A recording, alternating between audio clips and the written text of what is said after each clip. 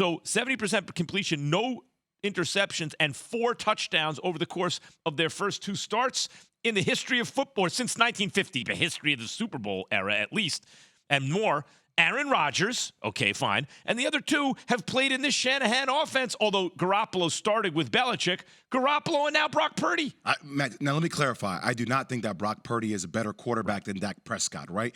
But I do trust Kyle Shanahan and the overall team of the 49ers more than I trust the Cowboys as a team. This team wins games in the trenches, right? Like, they come out, their defense is crazy. Right? They don't give up a lot of sacks. It keeps Brock Purdy can manipulate the pocket.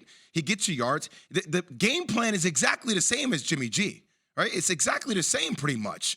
So everything is the same, but Purdy plays with a little bit more athleticism. Who's better against the run, the Eagles or the Niners? Niners. The Niners are better against the run. When you talk about now, who's better at quarterback? The Eagles. The Eagles have an MVP quarterback.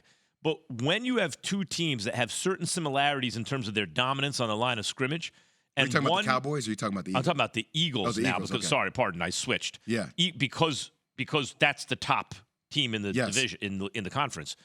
When you have 2 similar teams in terms of their dominance on the line of scrimmage and certain other things that they can do, the team that's better against the run has a real advantage.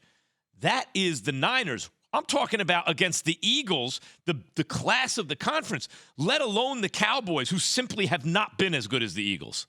Most consecutive games allowing 17 points or fewer in a single season. 49ers history, they won the Super Bowl the last 2 times. It was like this.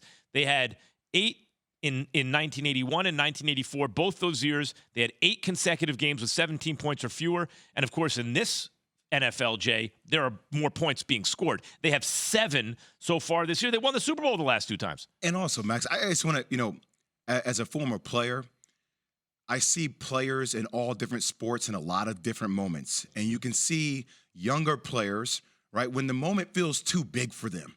Last night, even though it wasn't a difficult pass, watching Brock Purdy execute that TD pass to Kittle. That was the end of the game. Yeah, like that's the end execution of the game, of one pump fake to another pump fake to the execution of that. I'm like, oh damn! Like this dude has poise.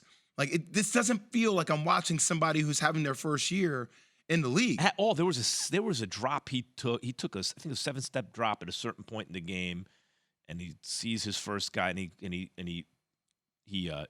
his diagnosis of the play.